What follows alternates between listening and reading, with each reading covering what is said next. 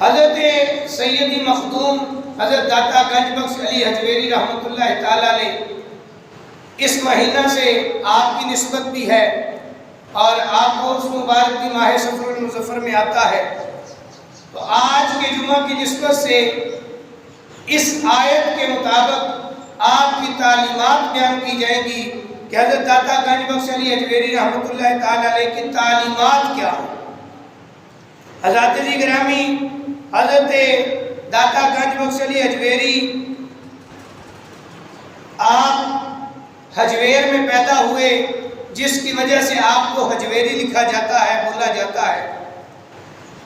حضرات جی گرامی، حضرت داتا گنج بخش علی حجویری رحمۃ اللہ تعالی علیہ کیسی شخصیت ہے کہ حضرت خواجہ معین الدین چشتی اجمیری رحمۃ اللہ تعالی علیہ آپ کے مزار پر حاضر ہوتے ہیں اور 40 دن کا قیام کرتے ہیں، اعتکاف کرتے ہیں آپ کے مزار شریف کے پاس۔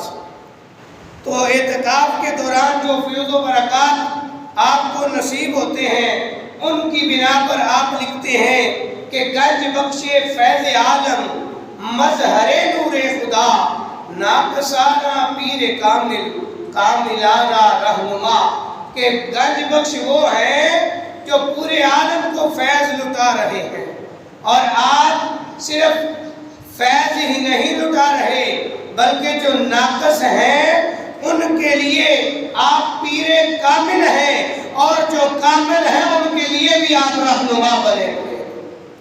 اللہ اکبر۔ حضرات جی گرامی، تصوف میں حضرت داتا گنج بخش علی حجویری رحمۃ اللہ تعالی علیہ آپ سیدنا جنید بغدادی علیہ رحمہ کے مذہب سے عقیدت رکھتے ہیں اور شریعت میں سنی اور حنفی المذہب ہے۔ حیات مبارکہ کا بہت سا حصہ تبلیغ کے سلسلے میں سیر و سیاحت میں بسر ہوا۔ بعد ازاں اپنے پیر و مرشد کے حکم سے آپ لاہور میں جلوہ افروز ہوئے۔ آپ نے بہت سی کتب تصنیف فرمائی، لیکن ان تمام میں سے صرف کشف المحجوب جو ہے اس کا وجود باقی ہے۔ کشف المحجوب تصوف پر پہلی فارسی کتاب ہے۔ اس سے پہلے تصوف پر کئی کتب لکھی گئیں، لیکن عربی زبان میں لکھی گئی۔ فارسی پہلی کتاب جو ہے وہ حضرت داتا گنج بخش علی حجویری رحمۃ اللہ تعالی علیہ آپ نے لکھی ہے، جس کا نام کشف المحجوب ہے اور آج بھی موجود ہے۔ حضرت داتا گنج بخش علی حجویری رحمۃ اللہ تعالی علیہ آپ فرماتے ہیں کہ جس کو مرشد نہ ملے وہ کشف المحجوب پڑھ لے، اس کا مطالعہ کر لے، اس پر عمل کر لے تو اسے مرشد مل جائے گا۔ یعنی اس کتاب میں جو لکھا ہے اگر اس پر عمل کیا جائے تو انسان کی رہنمائی ہو جاتی ہے۔ حضرت سیدی داتا گنج بخش علی حجویری رحمۃ اللہ تعالی علیہ آپ لکھتے ہیں کہ آئمہ طریقت میں ایک بزرگ ولیوں کے امیر ابو حلیم حضرت حبیب بن اسلم راعی رحمۃ اللہ تعالی علیہ مشائخ کبار میں آپ کی بڑی قدر و منزلت ہے۔ آپ بکریاں پالتے تھے۔ حضرت حبیب بن اسلم راعی بکریاں پالتے تھے اور فرات کے کنارے ان کو چرایا کرتے تھے۔ آپ کو خلوت گزینی یعنی اللہ کی بارگاہ میں تنہائی بہت پسند تھی۔ ایک بزرگ فرماتے ہیں کہ ایک مرتبہ میرا گزر اس طرف سے ہوا جہاں حضرت حبیب بن اسلم راعی رحمۃ اللہ تعالی علیہ بکریاں لے کر جاتے تھے۔ بزرگ فرماتے ہیں کہ میں نے منظر دیکھا اور دیکھ کر حیران ہو گیا کہ حضرت حبیب بن اسلم راعی رحمۃ اللہ تعالی علیہ آپ اللہ کی نماز میں مشغول ہیں اور بکریاں چر رہی ہیں، اور بکریوں کے ریوڑ کا جو دھیان ہے وہ بھیڑیا کر رہا ہے۔ بکریوں کے ریوڑ جو ہے، بھیڑیا جو ہے، اس کا کام ہے جانوروں کو کھا جانا، اور یہاں معاملہ الٹ ہے۔ آپ اللہ کی نماز پڑھ رہے ہیں اور بھیڑیا جو ہے وہ جانوروں کا خیال رکھے ہوئے ہیں۔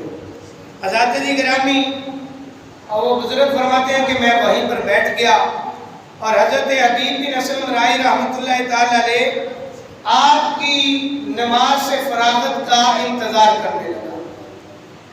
اللہ اکبر۔ حضرات جی گرامی، بزرگ فرماتے ہیں یک زمانہ صحبت با اولیاء، یک زمانہ صحبت با اولیاء بہتر صد سالہ عبادت بیریا، یعنی اللہ کے ولی کی صحبت میں بیٹھنا 100 سالہ بے ریا عبادت سے بہتر ہے۔ آپ ادھر بیٹھے، آپ نے ان کی نماز سے فراغت کا انتظار کرنا شروع کیا۔ جب وہ نماز سے فارغ ہوئے تو ملاقات کے بعد آپ نے پوچھا کہ میں بڑا متاثر ہوا ہوں اس بات سے کہ آپ نماز پڑھ رہے ہیں اور بھیڑیا جس کا کام ہے جانوروں کو کھا جانا، وہ جانوروں کی رکھوالی کر رہا ہے۔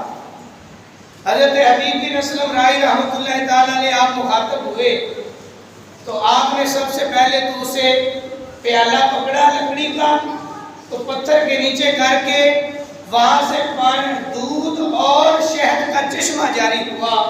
جو آپ نے اس کو پیش کیا تو وہ اور زیادہ پریشان اور حیران ہو گیا اللہ کا بندہ، اور پوچھنے پر مجبور ہو گیا کہ میں بڑا متاثر ہوا ہوں آپ سے کہ پتھر بھی دودھ دیتا ہے۔ حضرت حبیب بن اسلم رائی رحمۃ اللہ تعالیٰ علیہ نے فرمایا کہ جب بندہ اپنے رب سے تعلق اس طرح کا بنا لے کہ وہ اللہ کی ذات پر توکل رکھے تو اللہ تبارک و تعالیٰ تو وہ ذات ہے جو موسیٰ علیہ السلام کا عصا لگے تو پتھر سے چشمے جاری فرما دیتا ہے، اور آقا علیہ السلام تو تمام انبیاء سے افضل، اور ہم آپ کے امتی ہیں، پھر اللہ تبارک و تعالی ہمیں کیوں یہ سعادت عطا نہیں فرمائے گا؟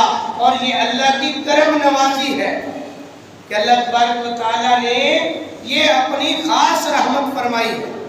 حضرات جی گرامی، حضرت حبیب بن اسلم رائی رحمۃ اللہ تعالی علیہ آپ فرماتے ہیں کہ یہ جو بکریوں والا معاملہ ہے، جب سے میں نے اپنے رب سے لو لگائی ہے، میں اپنے رب کا ذکر کرتا ہوں، میں اپنے رب کی عبادت کرتا ہوں، میں اپنے رب کو راضی رکھتا ہوں، اللہ تبارک و تعالی میرے ریوڑ کی خود حفاظت فرماتا ہے۔ اللہ اکبر۔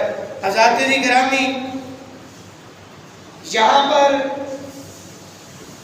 آیت کریمہ سماعت فرمائیں کہ یہ سب کچھ کس وجہ سے اللہ تبارک و تعالیٰ اپنا خاص فضل فرماتا ہے اپنے بندوں پر، تو اس کے پیچھے وجہ کیا ہے؟ تو اللہ تبارک و تعالیٰ نے قرآن پاک میں ارشاد فرمایا لَقَدْ كَانَ لَكُمْ فِي رَسُولِ اللَّهِ أُسْوَةٌ حَسَنَةٌ، بے شک تمہیں رسول اللہ کی پیروی بہتر ہے۔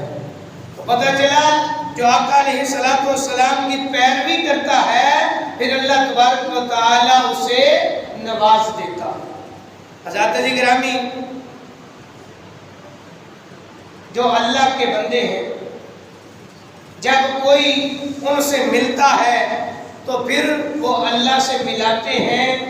اللہ تبارک و تعالیٰ کے نیک بندوں کی جب زیارت کی جائے تو پھر اللہ کی یاد آتی ہے، اور جو اللہ والوں کے پاس جاتا ہے پھر وہ فیض سے خالی نہیں لوٹتا بلکہ اس کو فیض ملتا ہے۔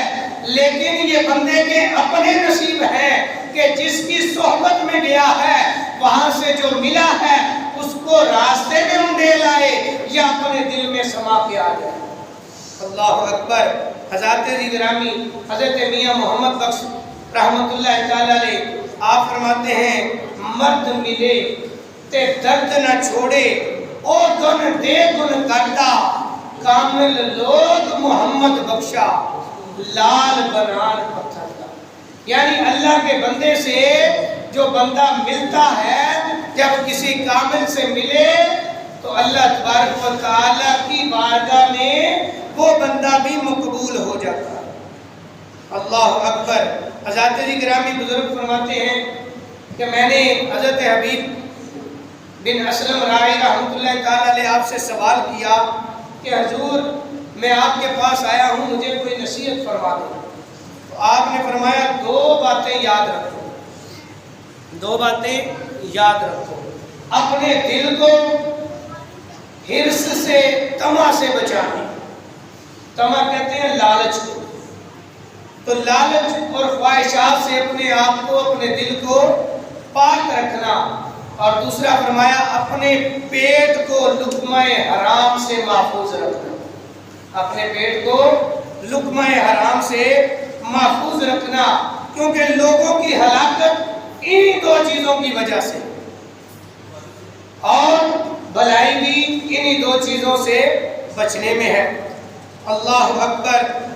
حضرات جی گرامی، چوکیدار رسول اللہ دا، چوکیدار رسول اللہ دا، دیندہ پھردہ ہوکا، لے لو جنت، لے لو جنت، اے مولا دیا لوکا، چٹی چادر عملہ والی تے داغ نہ لامی جنیا، چٹی چادر عملہ والی تے داغ نہ لامی جنیا، حشر دیہاڑے پھر نہ آکھی ہائے ربا کی بڑھیا۔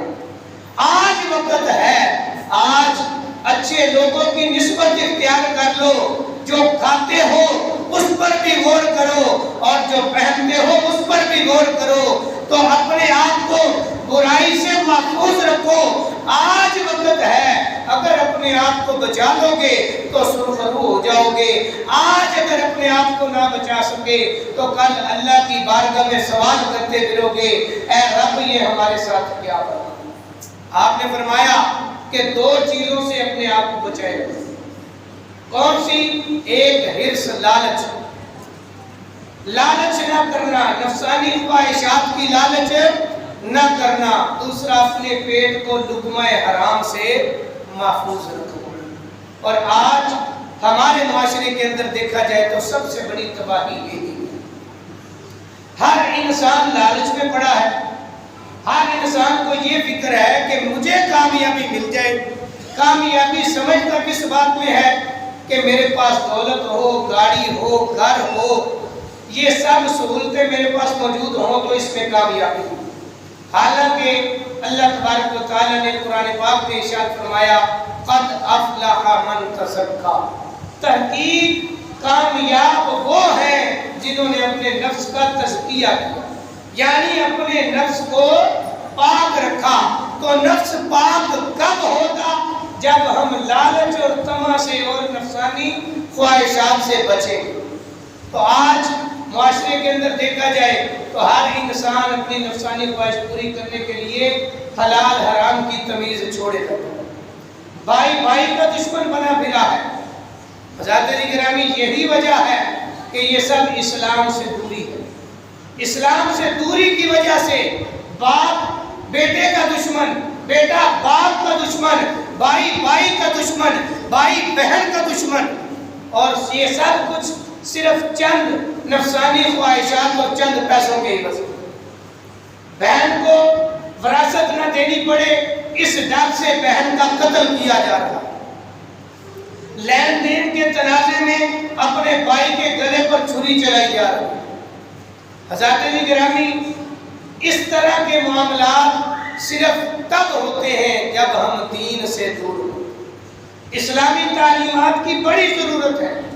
اور حضرات جی گرامی، جو دوسری بات ہے وہ ہے لقمہ حرام سے اپنے پیٹ کو بچانا۔ آج اس بات کی تمیز بھی بہت کم لوگ رکھتے ہیں۔ لقمہ حرام، ایک لقمہ بھی پیٹ کے اندر چلا جائے تو اس کی بہت سی تباہ کاریاں۔ اور آج دیکھ لیں، کوئی بھی اس بات کی طرف غور نہیں کرتا کہ یہ جو میں کمائی لے کے اپنے بچوں کو کھلا رہا ہوں، گھر میں لا رہا ہوں، کیا یہ میری حلال بھی ہے کہ نہیں؟ وہ حلال کب ہوگی کہ جس روزگار پر ہم لگے ہوئے ہیں، جو روزگار ہم کما رہے ہیں، کیا ہم نے اس منصب کا، اس روزگار کا حق ادا کر دیا ہے؟ اگر تو حق ادا کر دیا ہے تو اس روزی کے ہم حقدار ہیں، پھر وہ ہمارے اوپر حلال ہے۔ اگر حق ادا نہیں کیا تو وہ حرام ہے۔ حضرات جی گرامی، جب ہم اس طرف توجہ کریں گے تو لقمہ حرام سے بچیں گے، جب لقمہ حرام سے بچیں گے تو تزکیہ نفس ہوگا، تزکیہ نفس ہو گیا تو انسان کامیاب ہے۔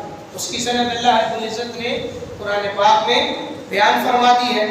حضرات گرامی، اس کے بعد حضرت داتا غازی بخش علی اجمیری رحمۃ اللہ تعالی علیہ آپ نے جو تعلیمات بیان فرمائی ہیں، آپ نے فرمایا کہ نماز کی پابندی کرو اور نماز باجماعت ادا کرو۔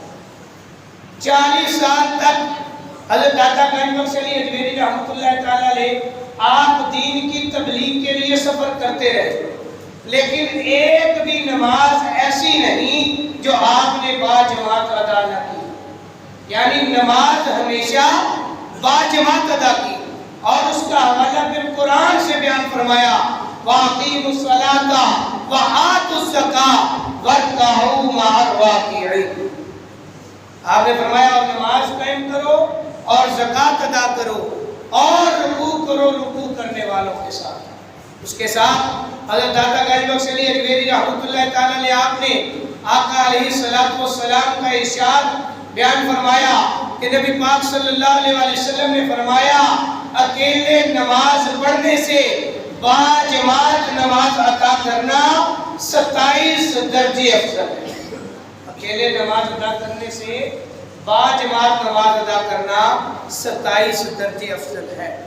حضرات گرامی، اللہ رب العالمین نے قرآن پاک میں ارشاد فرمایا، قد افلح المؤمنون، تحقیق کامیاب ہو گئے مومن، الذین هم فی صلاتہم خاشعون، وہ لوگ جنہوں نے نماز میں خشوع و خضوع کیا۔ تو نماز میں خشوع و خضوع کیا ہے کہ ایک تو نماز پڑھنا اور پھر نماز پوری توجہ کے ساتھ پڑھنا۔ صحابہ کرام علیہم الرضوان نے آقا علیہ السلام کی بارگاہ میں عرض کی کہ یا رسول اللہ صلی اللہ علیہ وسلم، ہم کس طرح تصور کریں کہ ہماری عبادت جو ہے یہ کامیاب ہے، اللہ کی بارگاہ میں مقبول ہے؟ تو آقا علیہ السلام نے ارشاد فرمایا کہ جب تم اللہ کی عبادت کرو تو یہ تصور کرو کہ تم خدا کو دیکھ رہے ہو۔ جب تم اللہ کی عبادت کرو تو یہ تصور کرو کہ تم خدا کو دیکھ رہے ہو، اور اگر اس نہج تک نہیں پہنچ سکتے تو پھر کم از کم یہ تصور ضرور کرو کہ خدا تمہیں دیکھ رہا۔ تو عبادت کا مقصد یہ نہیں کہ میں مسجد میں جاؤں، میں نماز پڑھوں، میں نماز پڑھاؤں، مجھے آتے جاتے لوگ دیکھیں یہ بندہ مسجد میں جاتا ہے، یہ بڑا نمازی ہے۔ اس کا مقصد یہ نہیں ہے۔ کامیابی تب ہے کہ جب ہم اللہ کا ذکر اس لگن سے، اس ذوق سے، اس شوق سے کریں کہ ہمیں ایک نماز پڑھ لی تو دوسری کی فکر نہ کریں۔ اللہ اکبر۔ اور جب ہم نماز پڑھیں تو پھر آقا علیہ السلام نے جو تعلیمات فرمائی ہیں ہم اس پر عمل بھی کریں۔ اللہ رب العالمین نے قرآن پاک میں ارشاد فرمایا، ان الصلاۃ تنہا عن الفحشاء والمنکر، بے شک نماز بے حیائی اور برے کاموں سے روکتی ہے۔ تو آج تصور کریں اگر ہم نماز پڑھ کے مسجد سے باہر نکلے اور اپنے بھائی کا حق کھانا شروع کر دیں یا کسی کے ساتھ ناجائز کرنا شروع کر دیں تو وہ ہماری نماز ہمیں کیا فائدہ دے رہی ہے؟ ہماری نماز ہمیں کوئی فائدہ نہیں دے رہی۔ وہ نماز نہیں، نماز وہی ہے جب پڑھ لی پھر اس پر عمل کیا، اور جو عمل کرنے والا ہے نماز پھر اسے برائی اور برے کاموں سے منع کرتی۔ اور یہی ہمارے اسلاف کا طریقہ ہے، اور یہی بزرگان دین نے فرمایا کہ نماز پڑھو اور اللہ تبارک و تعالیٰ کے احکامات کی پیروی کرو۔ نبی پاک صلی اللہ علیہ وسلم کی سیرت طیبہ پڑھو اور اس پر عمل کرو، اسی میں کامیابی ہے۔ اللہ رب العزت ہم سب کو عمل کی توفیق عطا فرمائے۔ آمین۔ وما علینا الا البلاغ۔